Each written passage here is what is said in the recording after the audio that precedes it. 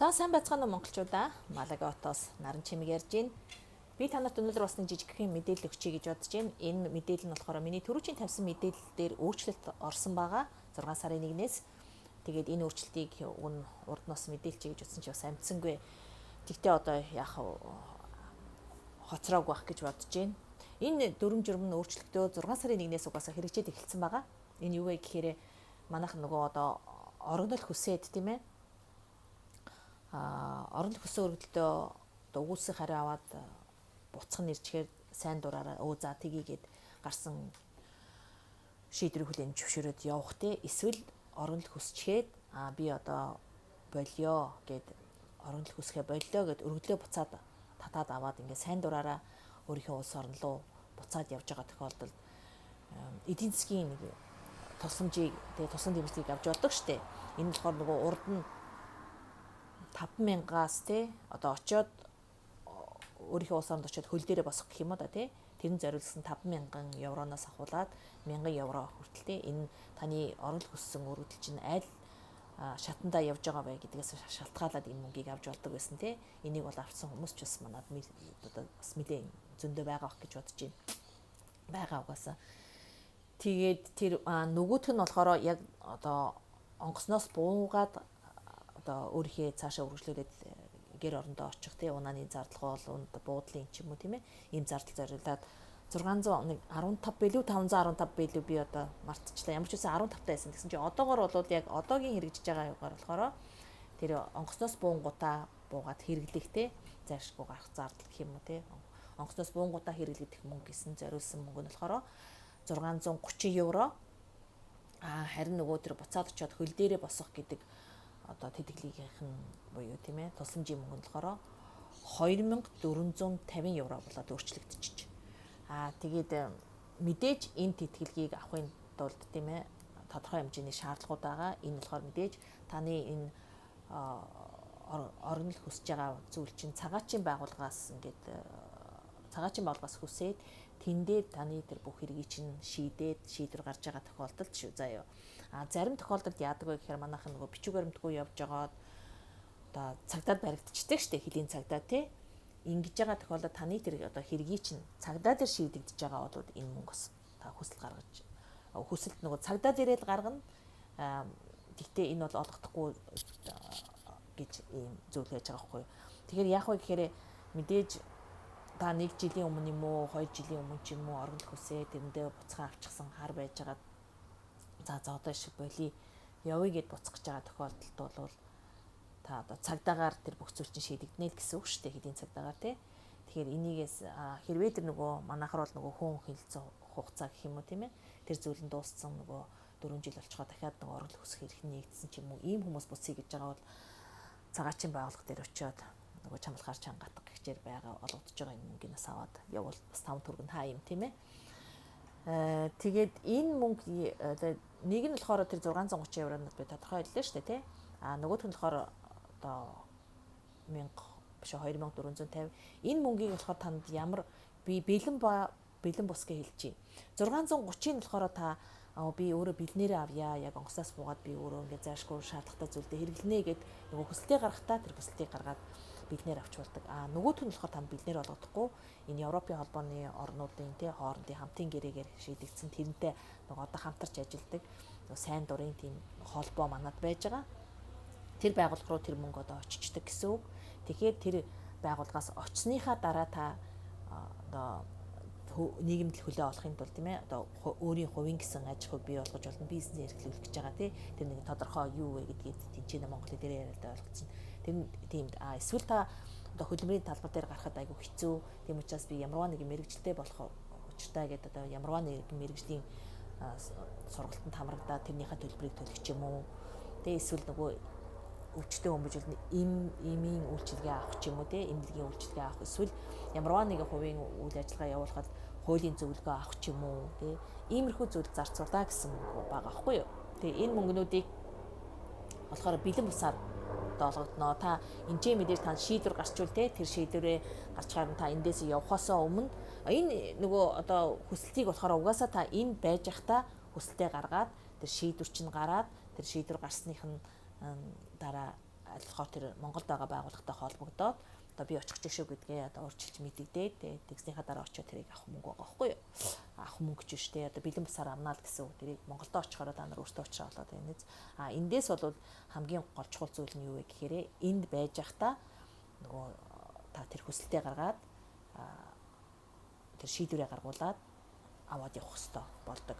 Тэгэхээр тэр нөгөө шийдвэрээ гаргахад ерөөсөө орж ажлын 7 хоног шаарддаг байгаа байхгүй. Та одоо өнөөдөр өргөлөө буцаагаад авахаар би гээд энэ хүслийг гаргая гэдэг юм. Гэхдээ цагаачийн алба дээр нөгөө өгж байгаа мэдээллүүдээс яагаад байна гэхээр одоо та ингээд таны яг билетийг захиалчгаар чинь тийм ээ билетээ захиалахдаа нэг 7 хоног юм уу нэг 14 хоногийн зайтаагаар та захиалуулаад тэгэхээр билет чинь захиалаад бэлэн захиалгадангууд тэр хүслээ гаргаад тэгээд тэд нар шийдвэрээ гаргадаг ийм учиртай байгаа байхгүй юу? Альва юм нөгөө жоохон юу та. Энэ дээрс бас өөр нэг анхаарах зүйл нь юу вэ гэхээр тийм ээ би түрүү хэлсэндээ цагдаагаар ингээд буцаж байгаа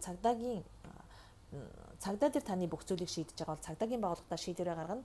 Тэгтээ энэ цагаачийн байгууллагын хуудсан дээр бичсэн зүйл нь юу гэхээр манай энэ нөгөө тэтгэлгийг авахтаа бас нөгөө тодорхой хэмжээний улс орнуудыг заасан байгаа хгүй тийм улсын энийг авч болно хүслээ гаргаж болно.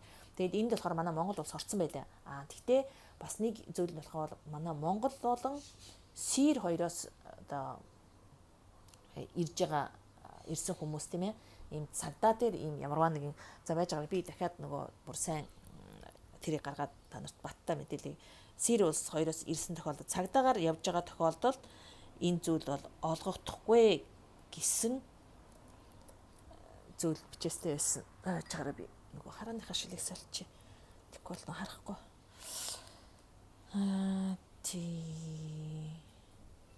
Тийм нөгөө одоо маш олон улс орн энэ бичигдсэн байгаа хгүй энэ дэр Монгол орсон байгаа.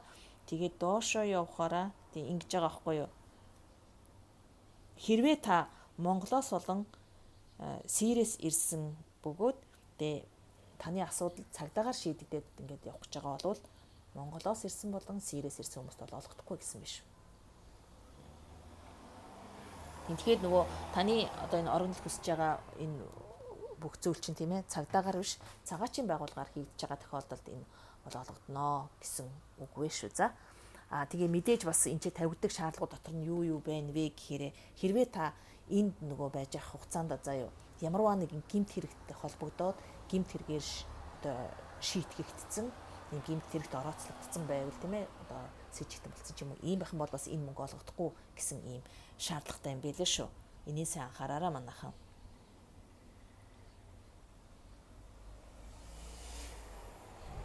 Тийм цагаачийн байгууллагаар юм. Тийм тэгээ 2450. Тэгээд хэрвээ та ингээд нөгөө зарим хүмүүс чинь би буцахгүй гэд ингээд албадлагын журмаар бас ингээд буцаагдах шаардлага гардаг шүү дээ тий.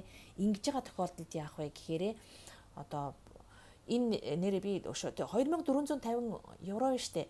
Энэс чинь гадна эн чинь нөгөө одоо гэр бүлийн хүмүүс зөндөө явж байгаа шүү дээ. Гэр бүлээрээ явж байгаа тохиолдолд одоо толгой хүн 2450-ыг авч болно гэж байгаа байхгүй. Дагалдж байгаа гэр бүлийн гишүүд нь болохоор 1230 евро олгох байхгүй. Олгох юм бэлээ хүсэлтээ гаргаад тийм ээ одоо гэр бүлийн гишүүн бүр гэсэн үг шүү дээ. Тэ? Хэрвээ нөгөө нэг энэ мөнгнүүд заяа албадлагын журмаар буцаах юм бол нөгөө нэг 630 чинь заяа 205 евро болоод буучихна. Нөгөө 2450 чинь 1230 болоод буучих юм билээ шүү. Одоо албадлагын журмаар буцаах гэх юм бол тийм ээ. Ийм бас дотроо ийм нарийн зүйлүүд байгаа. Урд нь болохоор нөгөө 5000 евро байсан чинь хамгийн дээд нь 5000 евро байсан чинь одоо нэг дахин болоод багассан юм байгаа байхгүй.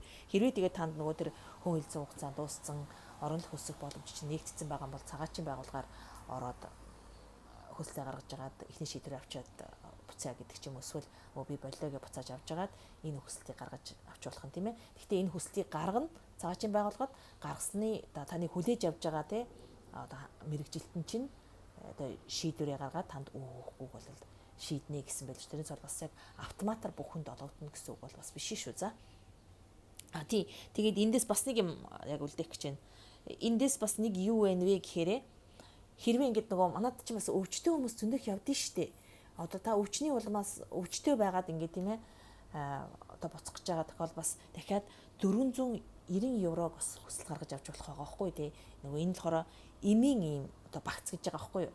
Тэгэхээр мэдээж нөгөө одоо их орнд очингууд нь тэр одоо им чинь маш үнэтэй л байдаг шүү дээ тий. Тэгэхээр тэн дээр тэгтээ энэ дээр нэг тавигдах шаардлага нь юу вэ гэхээр энэ Европын холбооны орнуудын буюу тийм ээ Шенгений орнуудын эмч аль нэг эмч нь тий заавар шиг байдаггүй Европын холбооны орнууд дотор хүлээн зөвшөөрөгдсөн. Тийм эмчийн тодорхойлолт байж ах хэвээр тэр эмчийн тодорхойлолтыг хамсрахсны үүснэн дээрээс танд бол тэр энэ эм зүүн гэдэг дахиад 490 еврог бол өсөл гаргаад бас авч болох юм билээ шүү. За ийм нөгөө тэтгэлгүүд байж байна. Тэгээ үүнээс гадна те бас манайхан нөгөө наадам төхөөдч тэр юм уу ер нь ингээд энэ тех нөгөө дүрм журм их хатуу болоод байгаа учраас манайхан за залхаад тийм ээ ер нь тэгтээ зарим нь бол нөгөө байж байгаа за угаасаа их орондоо ачиж сайн сайхан амьдрий гэд одоо буцах тохиолдлууд бас маш их байна. Ингэж байгаа тохиолдолд зарим нь өөрсдөө нөгөө билетээ аваад буцаж байгаа юм тохиолдол бас байгаа зөндөө байгаа байхгүй юу. Тэгж байгаа тохиолдолд яах вэ гэхээр мэдээж нөгөө эндээс нэг эрсдэл нь өөрсдөө билетээ аваад шууд ингээд гараад явчихаар онгоцны буудлын дээр очиод та нарт нөгөө хүндрэл үүсээд байгаа нь юу вэ гэхээр би урдынхаа бас бичлэгүүдээр ярьсан байгаа л да. Уг нь та нөгөө энд хууль бусаар байсан гэдэг утгаараа та нөгөө хориг тавих гээд шийдвэр гаргах гээд нөгөө хэдийн цагдаа чинь байлгаж байгаа таныг онгоцноос ч хоцроочоод дахиад таныг өөрөө билетээ аваад яваа гэдэг юм хүндрэл үүсээд байгаа байхгүй юу. Тийм учраас нөгөө өөртөө сайн дураараа за одоо би явъя гэж байгаа юм чинь өөрөө билетээ аваад тэгээд нөгөө дахиад оргилох үүсэх одоо боломж байхгүй юм байгаа тохиолдолд зөвхөн өөрөө билетээ аваад ингээд буцаж байгаа тохиол та бүх юма тодорхойтой билетээ худалдаад авчих, билетийн мөнгөийг төлчих, билетээ авсан билетээ хэвлээд гаргаад ав. Тэгж жагаад энэ Хөнгөс хоолны скатны 30 Стокгольмд амьдарч байгаа хүмүүс шүү дээ. Хөнгөс хоолны 37 гэсэн одоо хэлийн цагдаа дээр очиод билетээ үзүүлээд би эдний явнаа. Би харин нөгөө энэс гарч явах бичгээ авах гэсэн юм а гэсэн байдлаар очиод бичгээ аваад ингээд гараад явж болно. Манайхаа барьж аваад хорчих юм болов энэ төр гээд ингээд айцтай юм хүмүүс айгүйх байгаа хгүй юу. Таны ингээд бүх юм чинь тодорхой явнаа гэдгээ ингээд тодорхой байж байгаа тохиол таныг барьж хорно гэсэн асуудал бол байхгүй. Ямар тохиолдолд барьж хориод байна вэ гэхээр таны билет чинь тодорхойгүй. Тэ авсан билет байхгүй. Ийм тохиолдолд та нарыг энэ хүн дахиад оргон цугтаан зайлах үндслээ гэж үзээд нөгөө маштагийн хориотой бүсэд байлгаж агаад нисэх хүртэлчин байлгаж агаад явуулах ийм тохиолдолс мэрсэр гардаг байхгүй юу. Нөгөө ямар нэгэн байдлаар энэ хүн ер нь явахгүй нэ гэсэн сэжиглсэн тохиолдолд гэр бүлийн гишүүд дотор тэгээ хүүхдтэй хүмүүсийг ч гэсэн бас ингээ барай хорчих болов гэсэн айцтай байгаа байхгүй юу. Ялангуяа хүүхдтэй хүнийг бол ер нь жоохон бүх юм чинь тодорхой байж байвал нөгөө харж чадахгүй.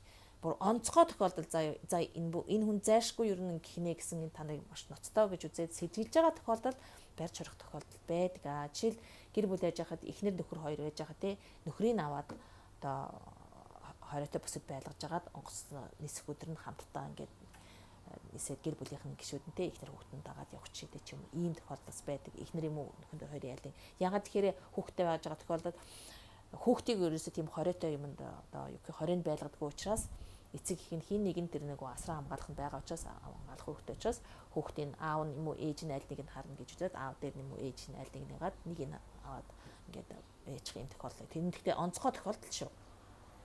Эсвэл нөгөө одоо өөр хин нэгэн асран хамгаалах эцэг их нь байхгүй тохиолдолд энэ бүр маш онцгой тусгай тохиолдол заа юу. Ноцтой тохиолдол гэж хэлчихье би.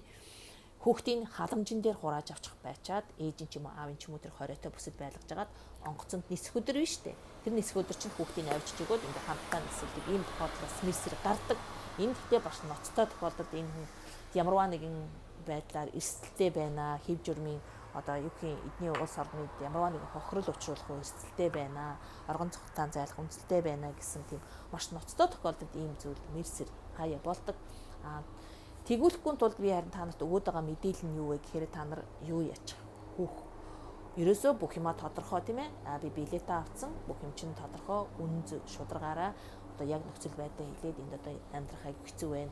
Одоо хараар ч юм уу тийм бичихгүй баримтгүй байх. Амьдрахад нөхцөл манд хэцүү байна. Тэгээд би одоо угаасаа гэр орнолоо гоч тэнцэн амьдрах юм чинь дахиад танаад ирэхгүй гэсэн байдлаар энэ үнэн зөв байдлаа учир байдлаа хэлээд байхад учиргүй заавал таныг барай тарьчихгүй зүгээр. Тэндээ очихдоо харин яаж зөв л ярих хэрэгтэй. Тэгэхгүй манайх ингээ бүр одоо юу гэдгийг манайхны нэг ингээд хэлний онцлог ч юм уу нэг юм асууж яхад яг тэр асуултанд хариулахгүйгээр ингээд өргөдүүлэх үүднээс ч мөнгөө уйлж дуудаад ч юм уу хашгиж гуйгалдаг ч юм уу ингээ буруу яриад байдаг тэг шаардлага байхгүй юм чинь товч бөгөөд тодорхой байхад тэгээд ер нь болдгиймаа гэж хэлэх байна те. Ямарваа нэг юм үннээрээ ингээд яваад үннээ хэлээд ингэж байгаа тохиол та нарыг учир зүггүй барай торчно гэж байхгүй. Хамгийн гол нь та яг юм чин тодорхой билетээ авчихсан. Манайхан зарим тохиолдолд яадаг вэхээр хүүхдээрээ би билет авахулсан, хадгалуулсан гэдэг ч юм уу те. Наад бол чин онгоцны чин билетний тэр байгуул руу ороод шалгачдаг байхгүй юу? Энэ билет нь яг баталгаажж юу, яг зөв байна уу, тэр өдрөө байна уу гэх гэдгийг шалгачдаг. Тэгээд хэрвээ ямарваа нэгэн тийм сэжигтэй зүйл гарч ирэх юм бол наад бол чин барай орчдөг байхгүй юу?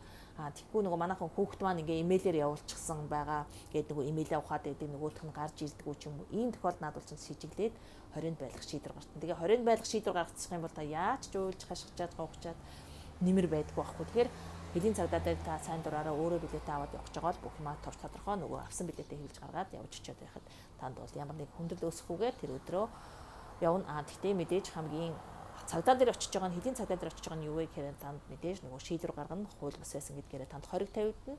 Тэгээд эндээс гараад явсан гэдэг эдний одоо Европын албаны орноос гараад явсан гэсэн одоо бичлэг хийх хичээл ингэж байгаа шүү дээ. Тэгэхээр энийгээ сайн одоо зөв ойлгоорой гэж бодож байна. За тэгээд удахгүй нөгөө одоо наадан болох нь 100 ихэнх хүмүүс сайхан амарсан байгаа бох. Тэгээд 100-ийнхаа амралтаа сайхан өнгөрүүлээрэ гэж хэлэх байна. Тэгээд хэрвээ ямарваа нэгэн ойлгогдохгүй тийм ээ. Яг одоо хувь хүнд одоо тулгараад байгаа ч юм уу зүйл байх юм бол миний бичлэгийн доор асуугаараа, эсвэл хувь чатаар асуугаараа би тэгээд мартаж санчихгүй бол тэр дор бүр нь хариулахыг хичээнэ. За тэгээд амралтаа сайхан өнгөрүүлцгээерээ.